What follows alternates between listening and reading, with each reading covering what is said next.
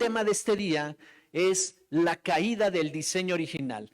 Ese diseño original solo duró 2 capítulos, ¿cómo la ves? No sé cuánto tiempo haya sido eso, pero 2 capítulos le duró a Adán estar a la imagen y semejanza de Dios. Tener todo ese potencial de poder producir, de poder multiplicarse sobre la tierra, de poder llevar, ¿verdad? Llevar a la realidad todos los propósitos de Dios.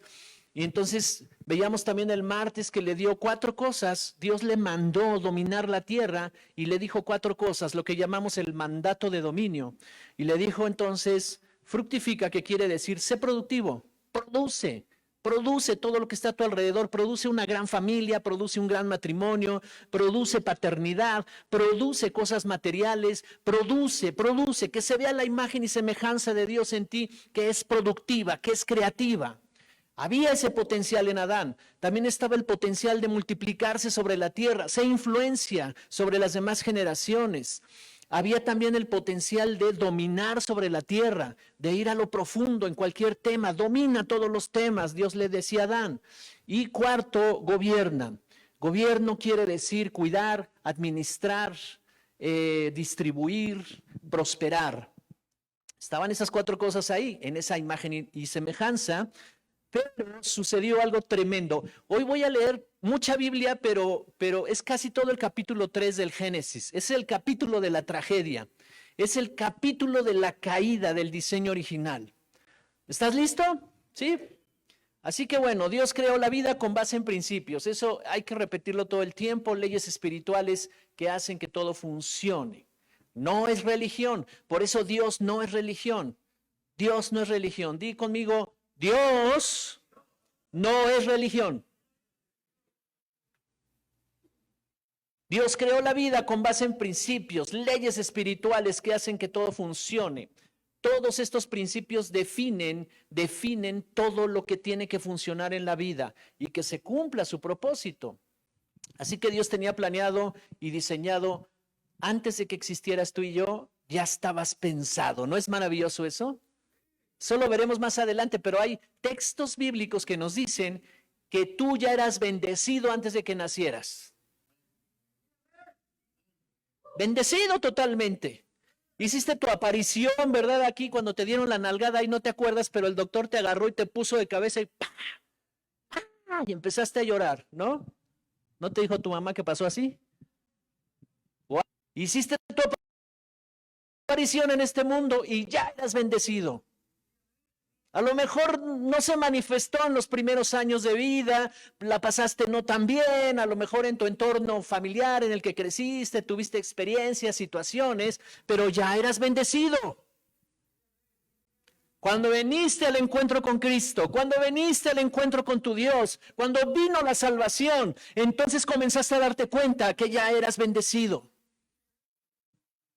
Así es que camina como bendecido, piensa como bendecido. ¿Cómo te fue? Bendecido. ¿Cómo estás? Bendecido. ¿Cómo están? No me vuelvas a decir cuando te diga, ¿cómo estás? Ay, pastor, pues estoy, que ya es ganancia. No me digas eso. Estás en la ganancia, pues. Pero es que no veo nada. Ok, está bien.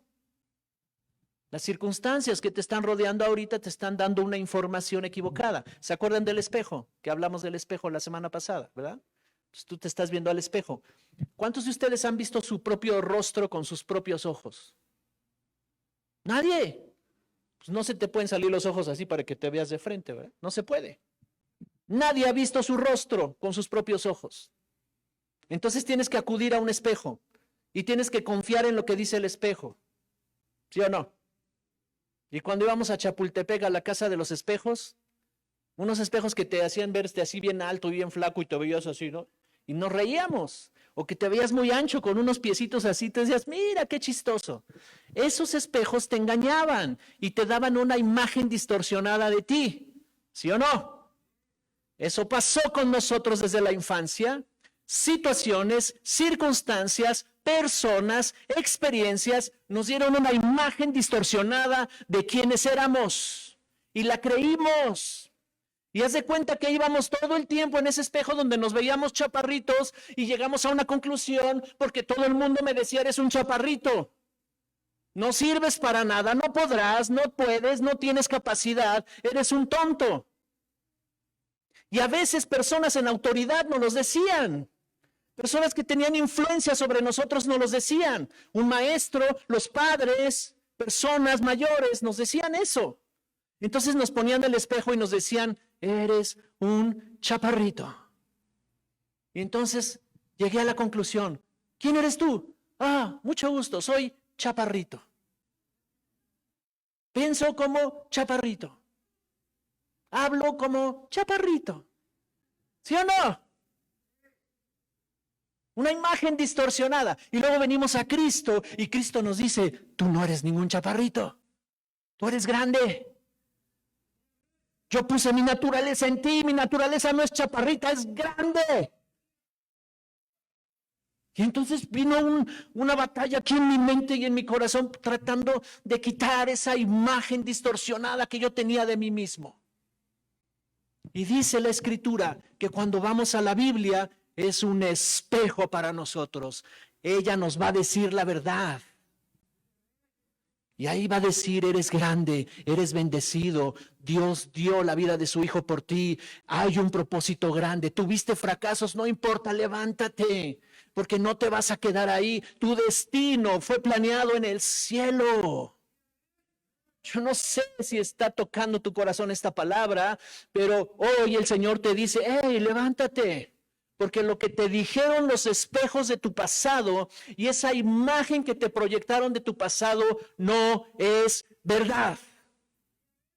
No sé quién te lo dijo, no sé cómo lo compraste eso. Esa idea la aceptaste, la compraste y te la creíste. Ahora deséchala y ve a la Biblia y la Biblia es un espejo que te va a decir quién eres tú. La imagen restaurada de Jesucristo, la imagen, el diseño original restaurado. Vamos a Génesis capítulo 2, verso 8 y 9. Ya me estoy animando a predicar. Génesis 2, 8 y 9, Reina Valera 2015 actualizada, dice, verso 8, y plantó el Señor Dios un jardín en Edén, en el oriente, y puso allí al hombre que había formado. 9. El Señor Dios hizo brotar de la tierra toda clase de árboles atractivos a la vista y buenos para comer, también en medio del jardín el árbol de la vida y el árbol del conocimiento del bien y del mal. Nos está describiendo aquí Génesis 2, 8 y 9, que Dios estableció y plantó un jardín que iba a ser el ambiente de provisión para el hombre. Un ambiente de recursos inagotables para el hombre, para que él tomara de todo lo que estaba ahí, ¿verdad? Y pudiera crecer, desarrollarse y cumplir su propósito en la vida. Pero dice que también, aparte hizo brotar de la tierra toda clase de árboles atractivos a la vista y buenos para comer. Tremendo, ¿verdad? Y también en medio del jardín el árbol de la vida y el árbol del conocimiento del bien y del mal. No solo era la provisión material que necesitaba Adán. O sea, aquí hay un mensaje maravilloso.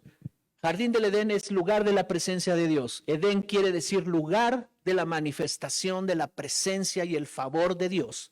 Quiere decir que cuando hay ambientes de Dios en tu casa, quiere decir que cuando hay ambientes de Dios aquí adentro, en tu corazón, cuando los ambientes de Dios están creciendo, expandiéndose, desarrollando, no te faltará provisión. Toda clase de cosas buenas habrá ahí. Ese es el diseño original. Y dice que sembró 2 árboles o plantó 2 árboles. El árbol de la vida, que significan recursos espirituales, recursos emocionales, la vida de Dios, una fuente de recursos inagotable de la vida de Dios en ti. Toda cosa buena, no solo lo material. Ahí estaba en el Edén también. En el lugar de la presencia de Dios hallamos cosas buenas. Siempre que tú establezcas ambientes de Dios, ambientes de la palabra, ambientes de oración, ambientes del Espíritu Santo, comenzarán a manifestarse ambientes de milagros, ambientes de todo lo sobrenatural que viene a tu favor. Ese es el árbol de la vida. Dios le dijo, quédate aquí, cultiva la tierra, cumple tu propósito, camina conmigo, escúchame. Porque cuando Adán es creado, tiene mucha inocencia en su corazón y Eva también. Son inocentes, no conocían el mal, iban a conocer el bien de Dios y necesitaban caminar con él, porque dice aquí que plantó el árbol del conocimiento del bien y del mal. Ellos no estaban preparados para tener una confrontación con el mal. El mal es toda fuente de maldición, toda fuente de destrucción, todo lo que se opone a los diseños de Dios. Ese es el mal. Y Dios le dice, aquí está el árbol del bien y el árbol del bien y del mal. Pero ellos no estaban preparados para conocer el mal todavía. Corrían el riesgo de que si entraban a conocer el mal, fueran influenciados y entrara la maldición y la muerte. Corrían ese riesgo. Génesis 2, 15, 17. La versión es la misma, 2015. Dice, tomó pues el Señor Dios al hombre y lo puso en el jardín de Edén para que lo cultivara y lo guardara. 16. Y el Señor Dios mandó al hombre diciendo, puedes comer de todos los árboles del jardín, pero del árbol del conocimiento del bien y del mal no comerás, porque el día que comas de él, ciertamente morirás. Cuando vemos la palabra ciertamente, es una expresión que quiere decir, esa es una verdad absoluta. No es de que a lo mejor te pasa, no, es verdad. Si comes de ese árbol. Ahora, ¿qué implica comer de ese árbol? Cuando tú dices, oh, eso yo no me lo como. Cuando te están contando algo y no, yo no me como esa historia. O sea, no la creo. Dice, porque si logras, si tú pones tu fe ahí, si pones tus creencias ahí en el conocimiento del mal, entonces morirás. Dios solo dio una instrucción, no había mayor mandamiento, solo una instrucción, de ese árbol no comas.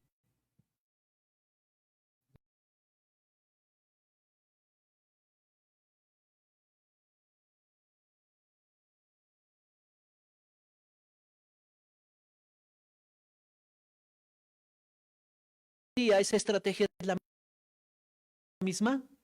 Nos va a llenar de tantos problemas, nos puede llenar de tantas situaciones, circunstancias, quiere cambiar tus prioridades de tal manera que Dios no sea primer lugar en tu vida. Si está el trabajo, tus hijos, la familia, está bien ellos, ocúpate de ellos, pero Dios no, eso déjalo al cuarto lugar. Y el modelo no es así. Y amamos a la familia. En esta iglesia promovemos que la familia esté unida, lo más que se pueda, ¿verdad? Pero cada quien toma sus decisiones. Pero sí enseñamos que sea una prioridad Dios, porque si está como prioridad Dios, todo va a funcionar bien. Entonces vamos aquí al Génesis capítulo 3, versos del 1 al 7. Aquí toda la narrativa, toda la historia que nos narra el Génesis 3, luego léelo otra vez con calma en tu casa. Voy a leer casi todo el capítulo, pero vamos a ir por secciones, ¿verdad? Dice el capítulo 3, verso 1 al 7. Entonces la serpiente, que era el más astuto de todos los animales del campo que el Señor Dios había hecho, dijo a la mujer, ¿de veras Dios les ha dicho, no coman de ningún árbol del jardín? ¿Eso fue lo que dijo Dios? ¿De ningún árbol coman? Fíjate, dice verso 2, la mujer respondió a la serpiente, podemos comer del fruto de los árboles del jardín, pero del fruto del árbol que está en medio del jardín, ha dicho Dios, no coman de él ni lo toquen, no sea que mueran. Entonces la serpiente dijo a la mujer, ciertamente no morirán. Es que Dios sabe que el día que coman de él, los ojos les serán abiertos y serán como Dios, conociendo el bien y el mal. Entonces la mujer vio que el árbol era bueno para comer, que era atractivo a la vista y que era árbol codiciable para alcanzar sabiduría. Tomó pues de su fruto y comió. Y también dio a su marido que estaba con ella y él comió. Y fueron abiertos los ojos de ambos y se dieron cuenta de que estaban desnudos. Entonces cosieron hojas de higuera y se hicieron delantales. ¡Wow! Esta primera parte le llamo la tentación. Hay un enemigo ahí que escuchó todo lo que estaba viendo en la creación y escuchó cómo Dios les estaba dando su mandato de dominio, les estaba diciendo: dominen la tierra, he puesto la creación a sus pies, ustedes estarán por encima de la creación, dominarán toda la tierra, multiplíquense sobre la tierra, produzcan resultados, que mi gloria sea llena, toda la tierra sea llena de mi gloria a través de ustedes. Ese era el plan original de Dios y había un representante llamado Adán. Él nos representó ahí en la creación. Él nos representó ahí en los inicios de todo. Él debía impartir toda esa naturaleza a sus siguientes generaciones. Aquí hay mucha enseñanza. Impartimos lo que somos. Y si tus hijos empiezan a hablar como tú, empiezan a actuar como tú, empiezan tal vez a salirse de control y no los puedes controlar, estás impartiendo algo a ellos, porque esa es una ley espiritual. La responsabilidad de Adán. Estaba toda la raza humana, ¿verdad? Esperando que él respondiera. Y dice aquí que la mujer se puso a hablar con la serpiente, que es tipo y figura del enemigo, de Satanás. No hables con el enemigo. No tengas conversaciones con él. De repente viene a tu mentecita, ¿verdad? Y te empieza a hablar y te empieza a decir: todo va a estar mal. No hables con él. Mira lo que está pasando. ¿Y por qué no te ha llamado? Ni le interesas. Ha de andar con otra. No platiques con él. ¿De veras? Y empieza tu creatividad. Si fueras escritor de novelas, ya te hubieras hecho rico. Hubieras escrito unas historias impresionantes, unos libros maravillosos. Sí, porque luego escribimos unas historias acá, ¿verdad? ¿Por qué? Porque estamos hablando con él. No hables con él, porque va a venir una influencia fuerte sobre tu vida. Y la mujer empezó a hablar con él.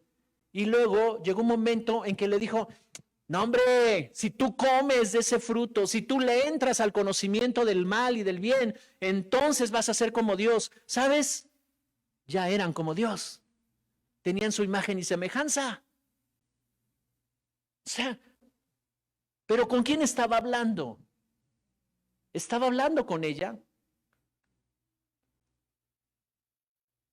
Ella no había todavía recibido todo lo que Adán ya había recibido. Es probable que si hablaba con Adán iba a ser más difícil, porque Adán ya había estado conversando con Dios. Ella todavía no.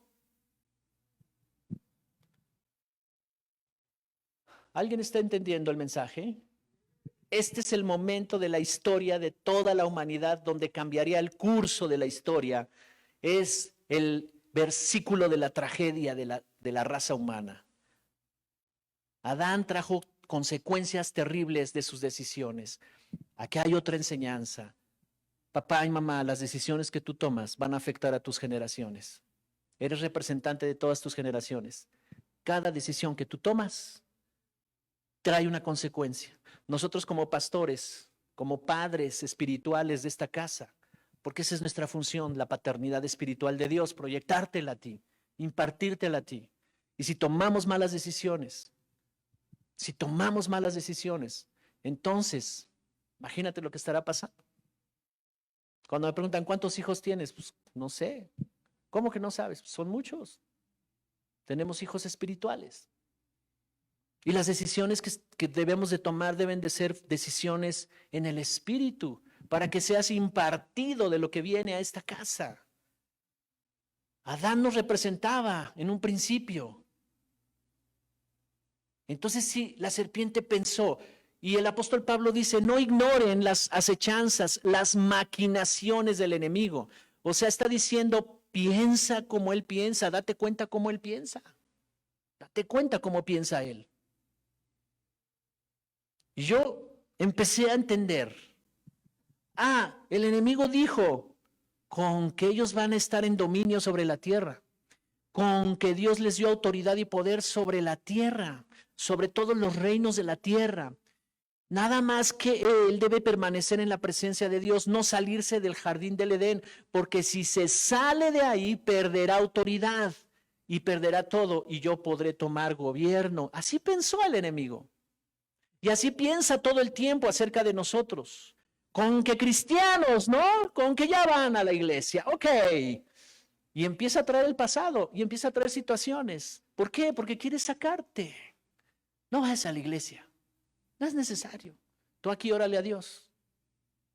Y pues órale, porque nada, no pasa nada. La estrategia siempre está ahí con Él. Él quiere destruir el templo del Señor. En la antigüedad, los templos que se edificaban de las iglesias judías, cuando llegaban los enemigos a sitiar la ciudad, decían, localicen los templos. ¿Cuántos templos hay en la ciudad? Pues que hay 10, localícenlos y vamos a destruirlos. Así pensaba el enemigo, porque si destruyen el templo, si destruyen el altar, si destruyen todos los elementos de adoración, entonces su Dios ya no los protegerá, ya no estarán en la presencia de Dios, el ambiente de Dios ya no estará con ellos y yo puedo entrar, porque en ambientes de tinieblas puedo entrar, ellos quedarán en tinieblas. Así pensaban. Destruyamos sus templos, destruyamos todo lo que usan para la adoración. ¿Sabes qué? En este tiempo la estrategia es la misma. El enemigo quiere entrar a destruir acá adentro y te mete ideas y conversa contigo y los pensamientos están ahí negativos y te está diciendo, no, todo va a estar mal, ya no es necesario que vayas a la iglesia, ya no es necesario que hagas esto, no adores, ya no, mejor prende el reggaetón que siempre te ha gustado, poco no, está bueno el reggaetón. Y ahí estás al rato, ¿verdad? Ya te olvidaste de todo. Me han dicho, en otras iglesias pasa esto, aquí no pasa, pero estrategias del enemigo. No platiques con el enemigo. Cuando venga la influencia y el pensamiento, dile no. Amén.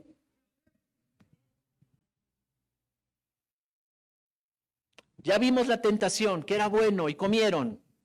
Génesis 3:8 al 13 voy a leer.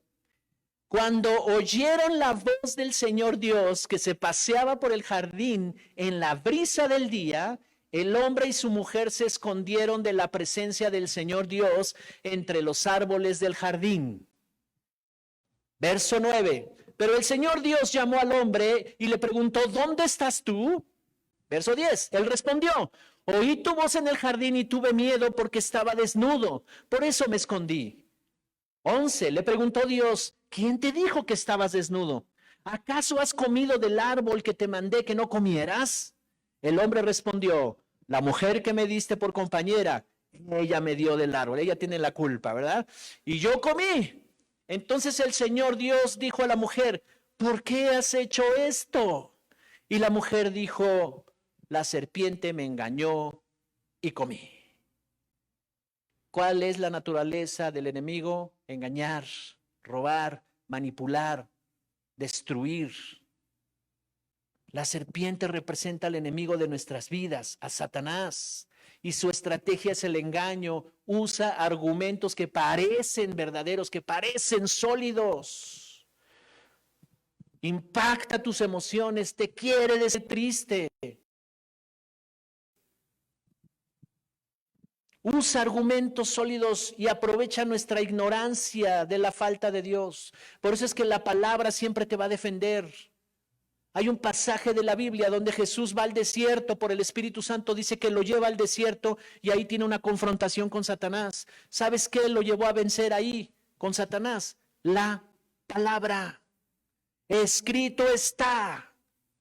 Mira, este enemigo tuvo la puntada de decir, si tú me adoras a mí, Jesús, todos estos reinos que a mí me entregaron, me los entregó Adán, se los habían dado a él, pero me los entregó Adán. Si tú me adoras, te doy todos estos reinos. Y Jesús contesta, escrito está. Solo a tu Dios, solo al Señor, solo al Todopoderoso, solo a Él adorarás y a nadie más. Lo venció con la palabra. Necesitamos la palabra de Dios revelada a tu corazón. Así es que cuando Adán sale del Edén, de la presencia de Dios, está ahí en el jardín, trata de esconderse de Dios. Imagínate, ya no conoce a Dios, como si alguien se pudiera esconder de Dios. ¿Habrá alguien que se pueda esconder de Dios si Él es omnipresente? Él está en todos lados. Él ve en todos lados, pero Adán ya no lo conoce. Algo pasó, ¿verdad? Se escapa de la presencia de Dios y le habla y le dice, ¿dónde estás, Adán? Y él le dice, tuve miedo, estoy desnudo. ¿Y sabes qué implicación tiene eso? Le está diciendo, no tengo nada. Estoy completamente vacío, sin nada. Me siento desprotegido. Más allá de no tener ropa, más allá de ni se usaba la ropa. No había ninguna mentalidad mala, perversa. En su mente estaba toda la inocencia de Dios ahí. Y le dice, Señor, estoy desnudo, no tengo nada. ¿Quién te enseñó que estabas desnudo? Le dice Dios. Eso yo no te enseñé. Eso no tiene que ver con lo que yo te doy a conocer. Eso no tiene que ver con mi sabiduría. Nada de eso tiene que ver conmigo. ¿Quién te enseñó?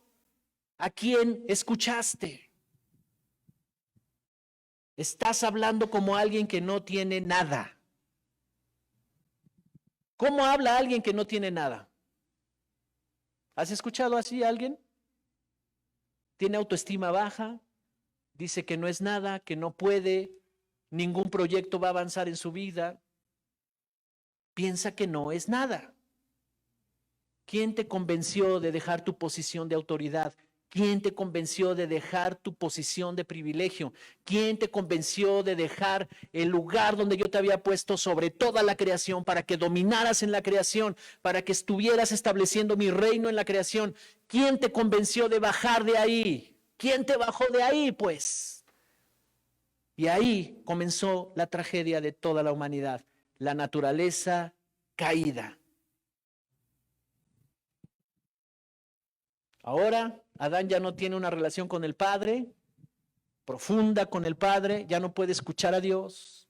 Ahora está escuchando también al enemigo. Ahora conoce el bien y el mal, pero no estaba preparado para enfrentar el mal. Todavía no tenía ni la madurez, ni la fuerza espiritual, ni la fe necesaria. No podía. Entonces quedamos expensas de la maldición. Dice el Génesis capítulo 3, verso 15. Esta versión es la traducción viviente. Dios, cuando ellos van saliendo ya del jardín del Edén, Dios le habla a Satanás y le dice, yo pondré, verso 15, y pondré hostilidad entre tú y la mujer, entre tu descendencia y la descendencia de ella. Su descendiente te golpeará la cabeza y tú le golpearás el talón. ¿De qué está hablando aquí Dios? Está hablándole a Satanás y le está diciendo de uno que va a descender de ella, un descendiente de ella, alguien que va a venir del linaje de ella. Y cuando vamos a Mateo, ya es muy largo esto, ¿verdad? Que viéramos tantas escrituras, pero cuando vemos la genealogía de Jesús, comienza con Adán. Uno de tu descendencia, dijo Dios. De ahí está declarando, vamos a salvar a la humanidad. Vendrá la salvación, le aplastaremos la cabeza. El que ahorita tomó la cabeza del sistema de este mundo será aplastado. Y eso sucedió en la cruz del Calvario. Jesús le aplastó la cabeza al enemigo, por eso podemos ser libres ahora. Está dando una promesa de salvación de uno de tu descendencia. Génesis 3:22, vamos un poco más rápido para poder llegar a grandes conclusiones en este día. Necesitamos entender en qué consistió la caída, porque muchos rasgos de esa caída todavía nos están deteniendo para prosperar en la vida y para tener una relación más profunda con Dios. Génesis 3:22 y 24 al 24. Dice, y el Señor Dios dijo, he aquí que el hombre ha llegado a ser como uno de nosotros, conociendo el bien y el mal. Ahora pues, que no extienda su mano, tome también del árbol de la vida y coma y viva para siempre. ¿Por qué está diciendo esto el Señor aquí? Porque el árbol de la vida le iba a dar una vida eterna. Y está diciendo, con esa naturaleza yo no quiero que sea eterno él, que no coma de ese árbol ya. ¿Verdad? Y el Señor Dios lo arrojó del jardín del Edén para que lo labrara, para que labrara la tierra de la cual fue tomado. Lo expulsó pues al hombre y puso querubines al oriente del jardín de Edén y una espada incandescente que se movía en toda dirección para guardar el camino del árbol de la vida. O sea, Adán ya no tenía acceso a la fuente de vida, ya no tenía acceso. Sus días estaban contados sobre la tierra. Ahí empieza a contar el tiempo cronológico del hombre, los años que iban pasando, iba a llegar un momento en que su cuerpo, por la corrupción, se iba a deteriorar, iba a morir. Entraron las enfermedades, entraron la maldición, entró la pobreza, entró toda clase de cosas que destruyen al ser humano. Ahora quiero explicarte esta gráfica. ¿La tenemos ahí? ¿La tienes ahí? Por favor, si la alcanzan a ver. El martes expliqué la gráfica acerca de cómo estábamos creados, ¿verdad? Espíritu, alma y cuerpo, y cómo Dios estaba conectado con nosotros. Ahora, ahí se rompió. ¿Puedes ver esa ruptura que hay ahí? Se rompió. Dios no es que sea gris, sino que Dios ya no lo vemos, ¿verdad? Y entonces el hombre separado de Dios, ubica tus ojitos ahí en esa parte, el hombre separado de Dios. Hay un círculo café que es el cuerpo, la parte exterior. Eso no tuvo muchos cambios, aunque sí, porque entraron las enfermedades, el hombre empezó a envejecer y su cuerpo se fue deteriorando. Al principio vivían muchos años, ¿verdad? El Matusalén vivía 940 años y luego otros 800 años, pero se fue deteriorando y ahora la esperanza de vida será 90 años, 100 años, cuando mucho. Habremos unos que vamos a vivir 135 años, ¿verdad? Pero el promedio ha bajado. Depende tu estilo de vida. Depende cómo le entras a la comida, ¿verdad? La comida es un factor decisivo en la longevidad de las personas.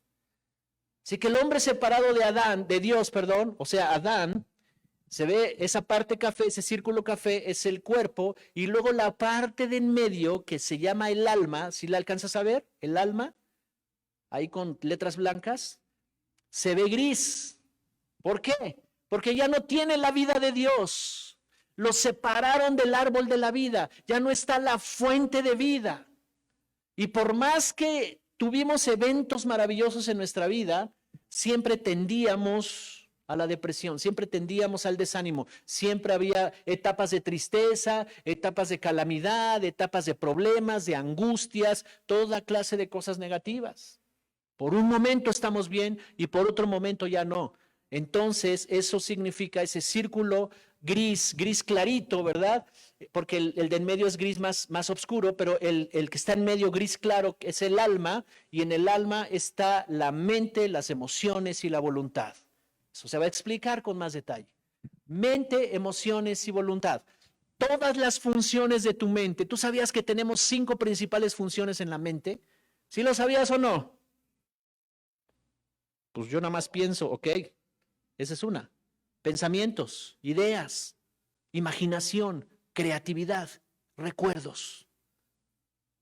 Y cuando Dios está ahí y ambientes de Dios están ahí, es ahí la batalla del enemigo. Por eso te digo, cuando Él te empieza a hablar y quiere usar todos los mecanismos de tu mente, tu creatividad, tu imaginación, tus recuerdos, tus ideas y tus pensamientos, y los inunda y los bombardea de tentaciones y te quiere justificar muchas cosas y te dice, no te preocupes, está bien, no es pecado, Dios no se va a enojar y cosas de ese tipo, entonces está ganando la batalla, está tomando autoridad, está conquistando allá adentro. Por eso quedó como gris ese círculo ahí, el alma. Y por eso les decía hace rato en el Salmo 103, David le tiene que decir a su alma, alma mía, no estés triste. El rey Saúl lo andaba persiguiendo para matarlo con 3,000 hombres. Y él se para delante de Dios y le dice, alma mía, estás angustiada, ¿verdad? Estás lleno de miedo y de temor. Bendice al Señor. Literalmente lo forzaba, ¿verdad? A su alma, a sus emociones. ¿Alguien está triste hoy? ¿Alguien está angustiado? No. Puede ser que haya motivos, puede ser que no te ha ido bien últimamente, puede ser que estés pasando una etapa de tragedia difícil de sobrellevar, pero yo te estoy diciendo, ese no es tu diseño. Deja que el Espíritu Santo entre, deja que el Espíritu Santo comience a traer vida, porque ya no estamos alejados del árbol de la vida, ya no estamos alejados de esa conexión de vida abundante, nos podemos volver a conectar.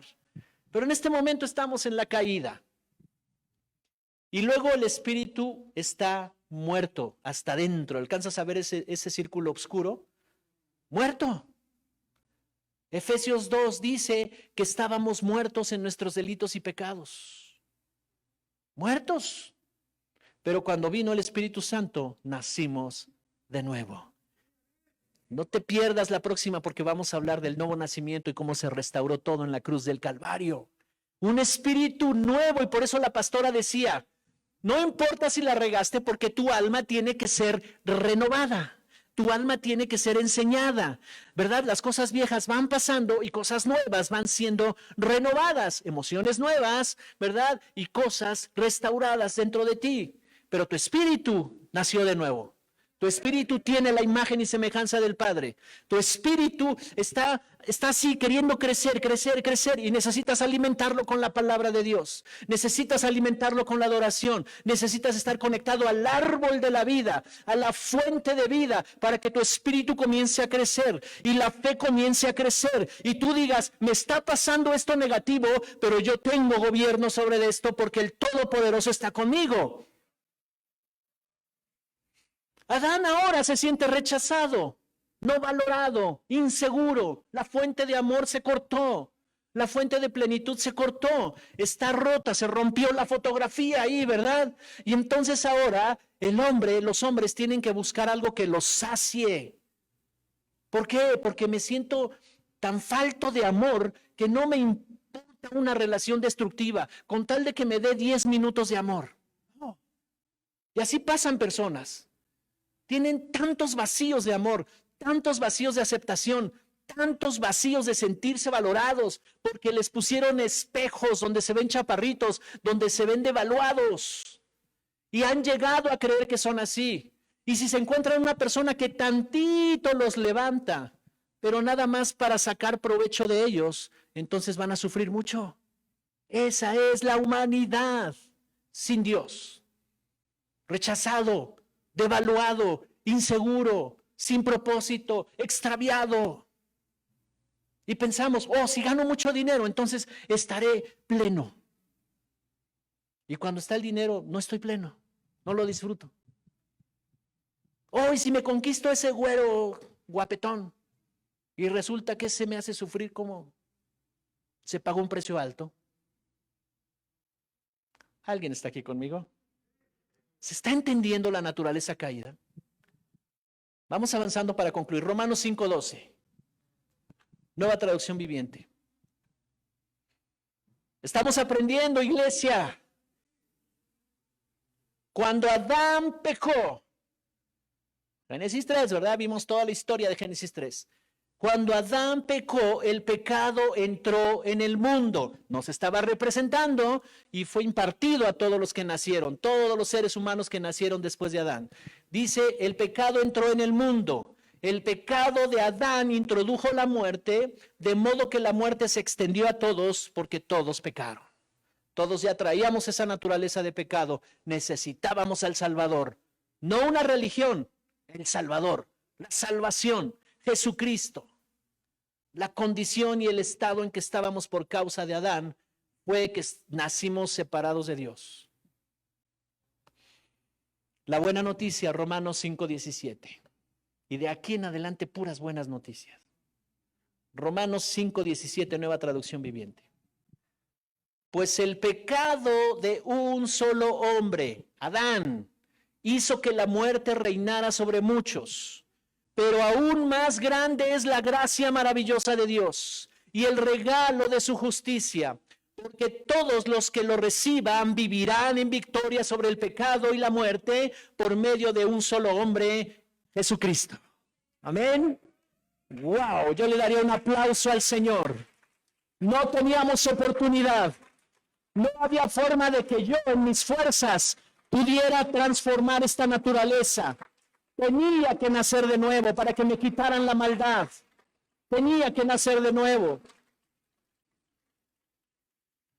Dice aquí, pero aún más grande es la gracia maravillosa de Dios y el regalo de su justicia, porque todos los que reciben, ¿verdad? Lo reciben, vivirán en victoria sobre el pecado y la muerte por medio de un solo hombre, Jesucristo. ¿Cuántos han recibido a Jesucristo como Salvador de sus vidas? En el momento en que te has unido a Él, en ese momento tienes victoria sobre el pecado. Ahora necesitamos ir a la palabra, revelación de la palabra, relación con el Espíritu Santo, porque en la medida que esa palabra va causando algo fuerte en ti, va renovándote. No importa si ya tienes 10 años, 15 años, 20 años de ser cristiano, puede ser que no estés renovado en algún área y estés sufriendo todavía ahí en esas áreas. ¿Cuál es el punto entonces? Que la palabra me renueve, que la palabra me restaure. Hoy tenemos la tremenda autoridad de tener victoria sobre el pecado y la muerte, sobre la maldición, sobre la enfermedad. No hay enfermedad que pueda detener nuestro propósito. No hay ninguna estrategia del enemigo que pueda detener mi destino. Ni modo que Dios planeó mi destino en el cielo, ¿verdad? Hizo todo lo necesario, envió a su Hijo, murió en la cruz y todo lo que tuvo que hacer, ¿verdad? Todo lo que Dios es, todo lo que Dios puede hacer y todo lo que Dios tiene, lo puso a disposición para salvarme, para salvarte a ti. Para que de repente diga, chin, ya se me enfermó bueno, ni modo, que se vaya. No. Los que hemos creído, los que tenemos una relación con el Padre, no importa lo que estés pasando, no importa lo que esté aconteciendo, el espejo de la palabra de Dios te dice la verdad. Aunque otros espejos te dicen tragedia, fracaso, frustración, tristeza, aflicción. Hay muchos espejos en esta vida, pero el espejo de la verdad te dice, ¡fum!, victoria. Victoria sobre el enemigo, victoria sobre el pecado.